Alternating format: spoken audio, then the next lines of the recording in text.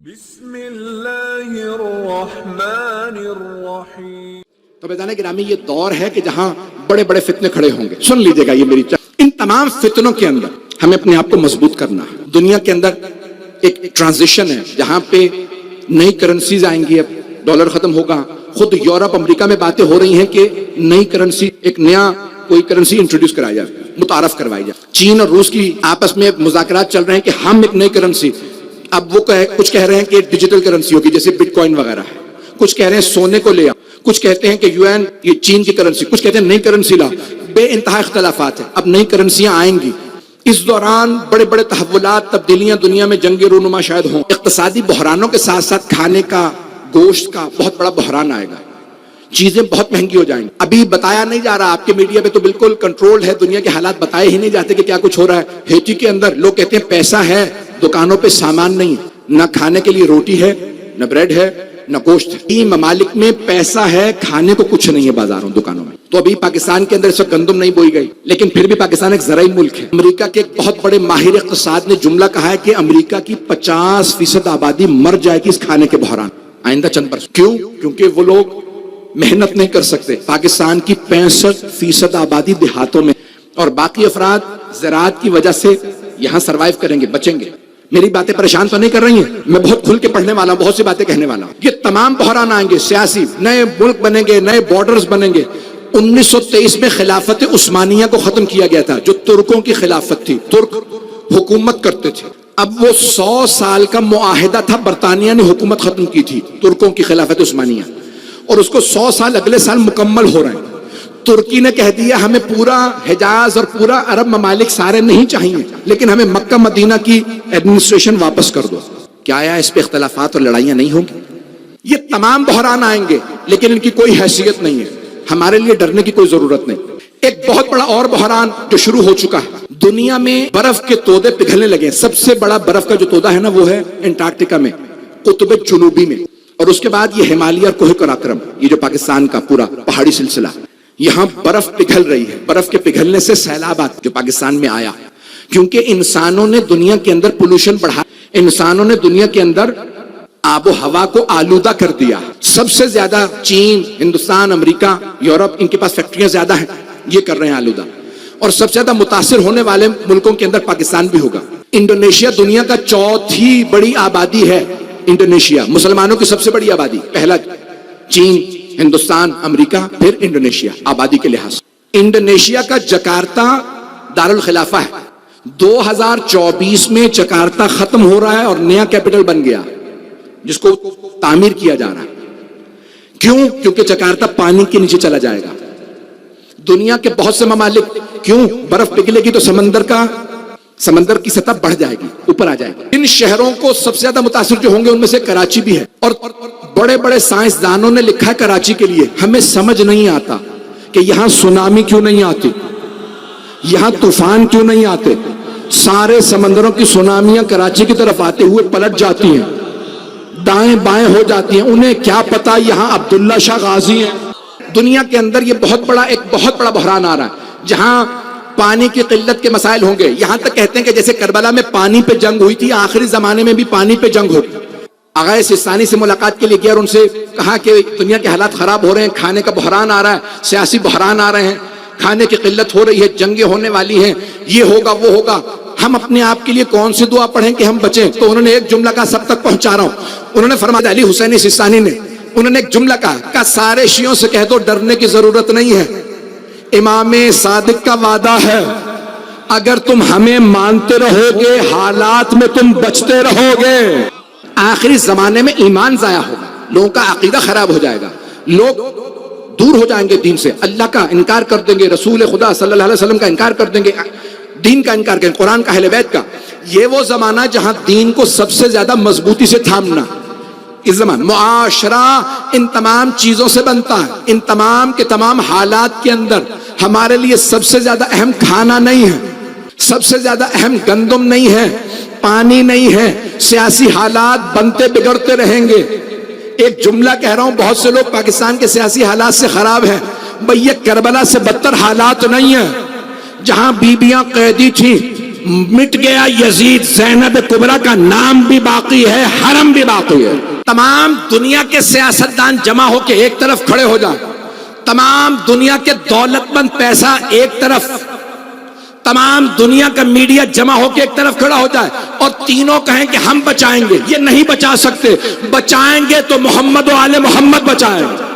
87 برس سے 90 برس سے امریکہ کا ڈالر دنیا میں ریزرو کرنسی ہے۔ اس سے پہلے برطانیہ کی کرنسی ریزرو کرنسی تھی، اس سے پہلے فرانس کی، اس سے پہلے اسپین، اس سے پہلے ہالینڈ کی، اس سے پہلے پرتگال۔ 600 سال سے ان کا راج ہے۔ اب ان کا راج ختم ہو رہا ہے، اب نئے بڑے بڑے دوسرے ملک آ رہے ہیں۔ اب ہمارے بہت سے سیاستدان، حکمران اور ہمارے جو سربراہی طبقہ ہمیشہ دنیا کی طرف دیکھتا رہتا ہے۔ غور سے سنیے گا اس بات کو، میرے سارے اپنے نوجوانوں سے، بھائیوں سے، اپنے بچوں سے خاص درخواست ہے، میرے ان جملوں کو بس میں نے اسی پہ تمام کر رہا ہوں مجلس آج کی۔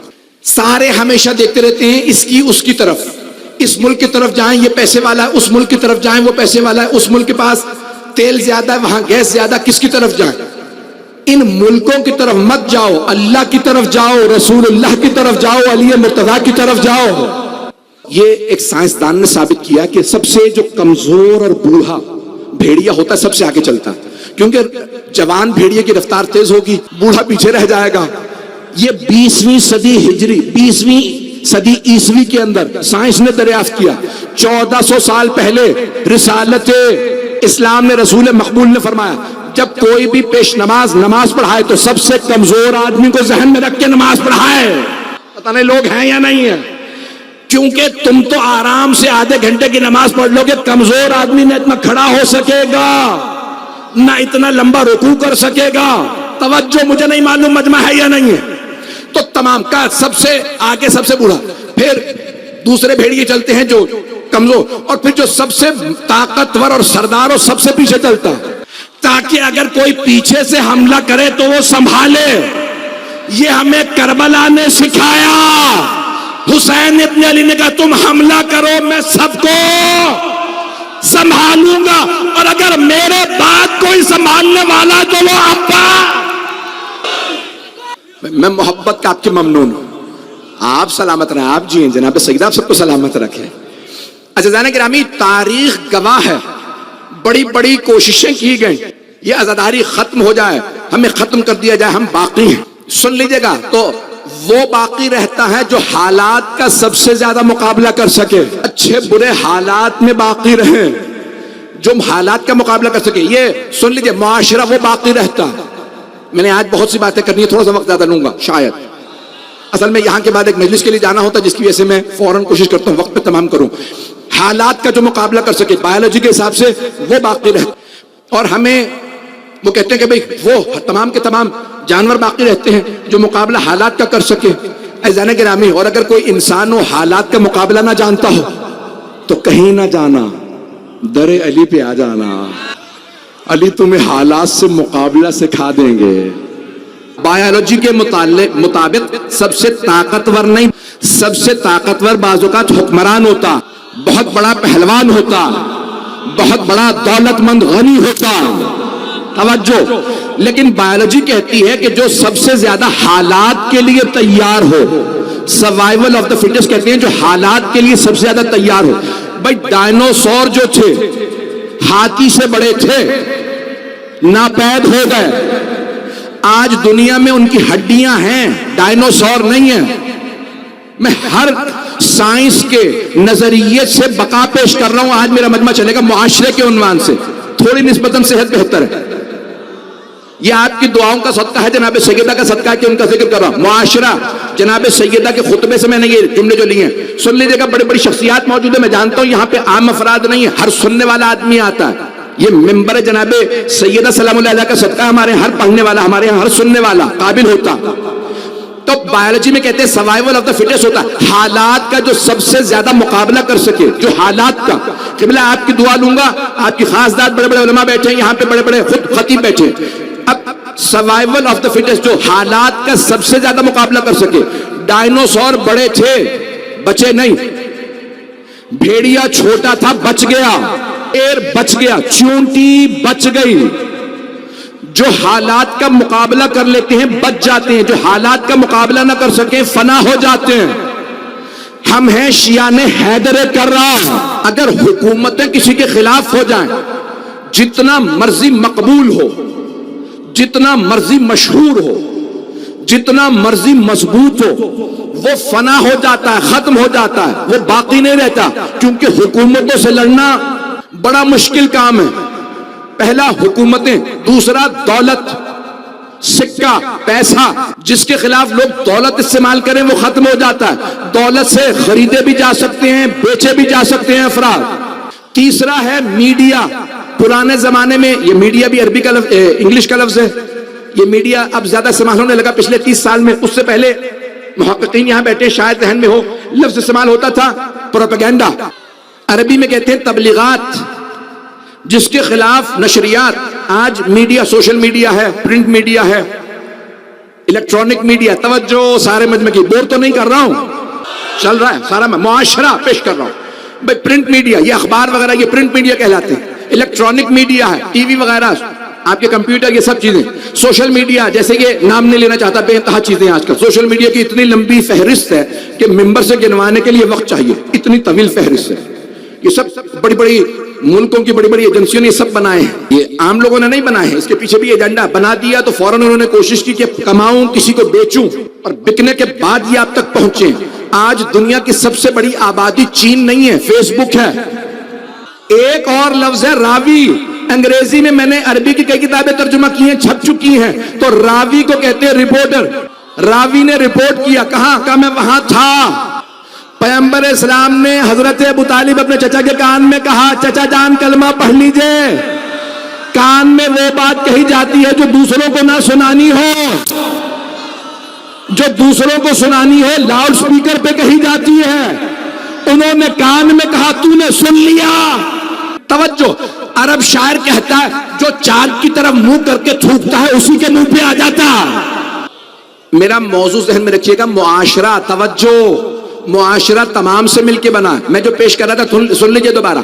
تو عزیزان گرامی، تاریخ میں جرنلسٹ سے، رپورٹر تھے، راوی تھے، انہوں نے چیزیں پیش کی ہیں. تو پروپیگنڈا، میں نے کہا تھا 3 چیزیں اگر کسی کے خلاف ایک بھی ہو تو اس کو ختم. ایک بھی ہو، حکومت کسی کے خلاف ہو، توجہ، حکومت خلاف ہو، پیسہ دولت کسی کے خلاف ہو، اور میڈیا کسی کے خلاف ہو، تو اچھے کردار کو برا بنا کے پیش کر دیا جاتا.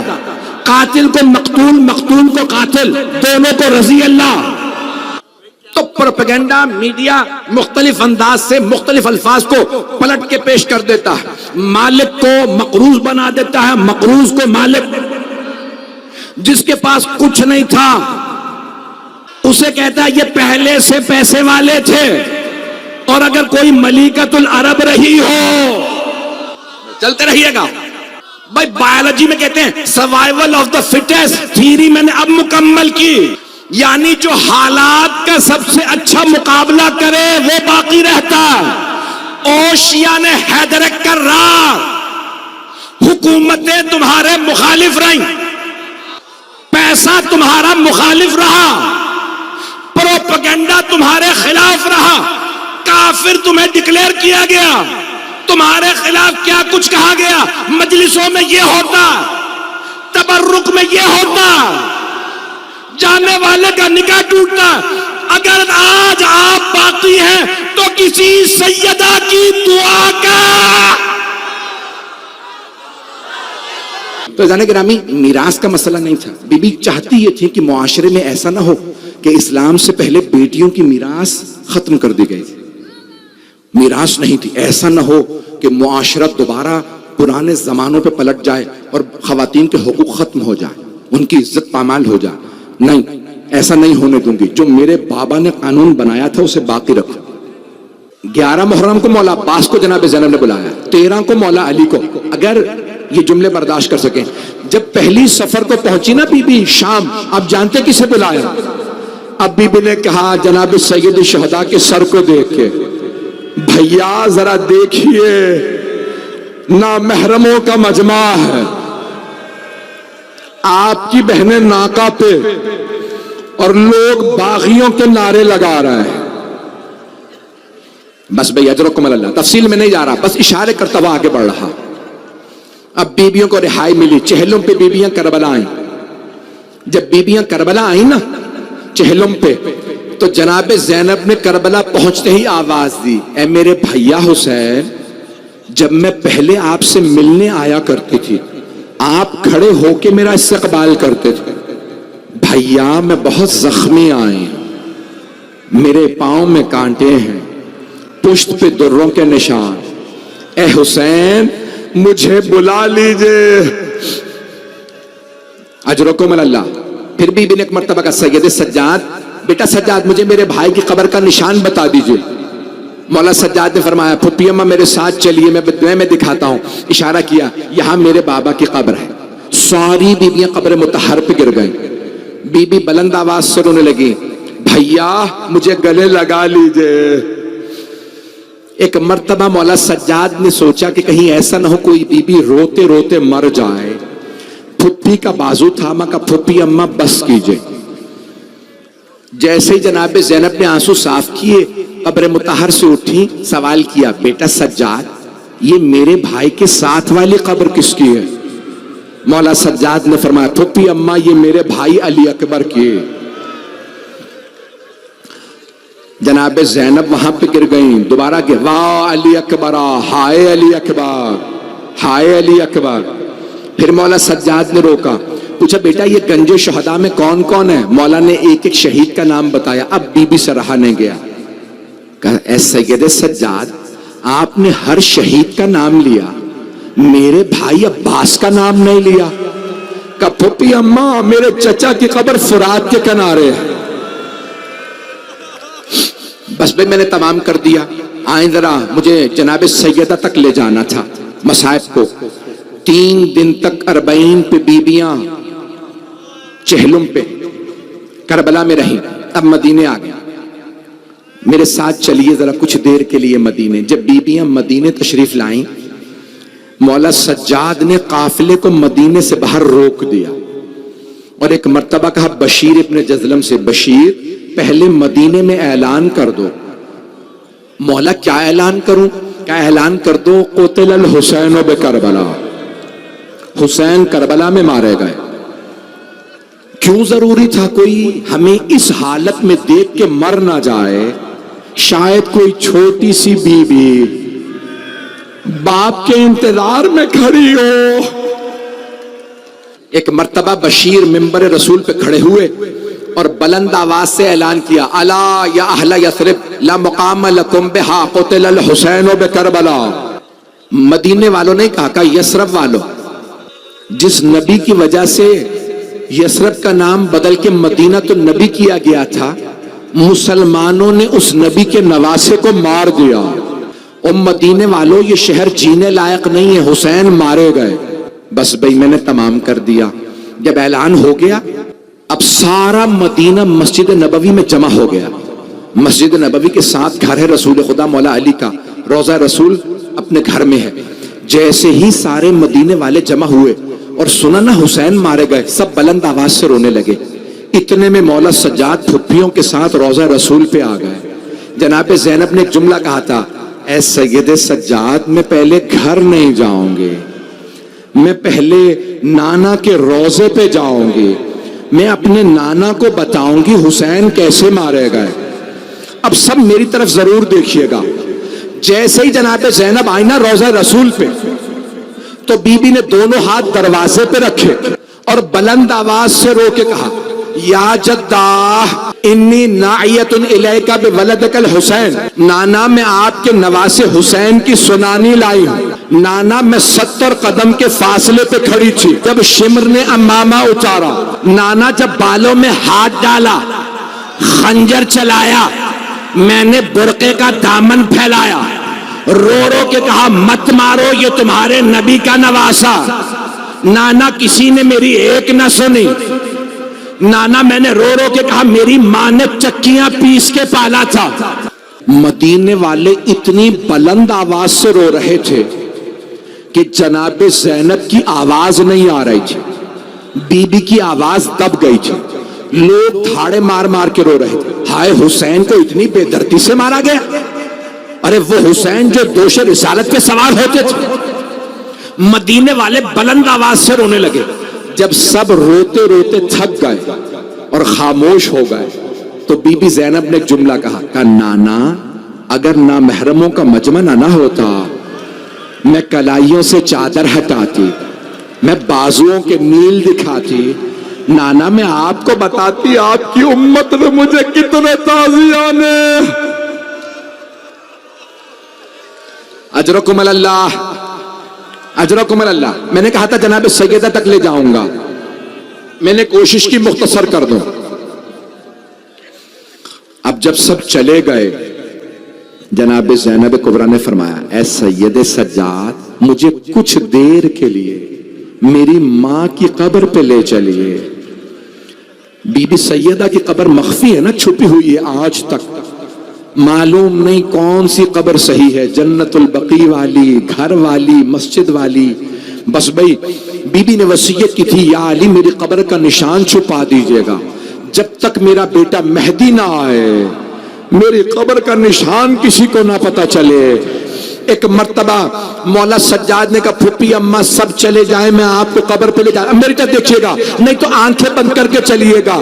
بڑے بڑے بزرگ علماء فرماتے ہیں مولا سجاد پھپھی کو لے گئے، پھپھی اماں میری دادی کی قبر۔ جناب زینب نے اپنا سامان کھولا، ایک کرتا نکالا، کرتا قبر پہ بچھایا، رو کے کہا اماں آپ کا حسین مارا گیا۔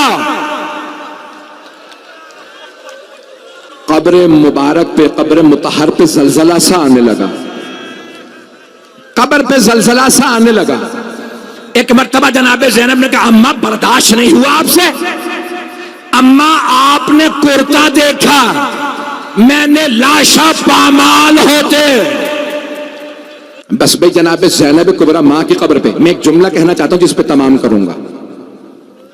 بی بی بہت دیر تک ماں کے پاس بیٹھ کے روتے رہی۔ علماء کہتے ہیں ایک خاتون اپنے مصائب اپنے باپ سے چھپا لیتی ہے، بھائیوں سے چھپا لیتی ہے، شوہر سے نہیں بتائے گی، بیٹوں سے ذکر نہیں کرے گی، لیکن اگر جب ایک بی بی پریشانی سے گزری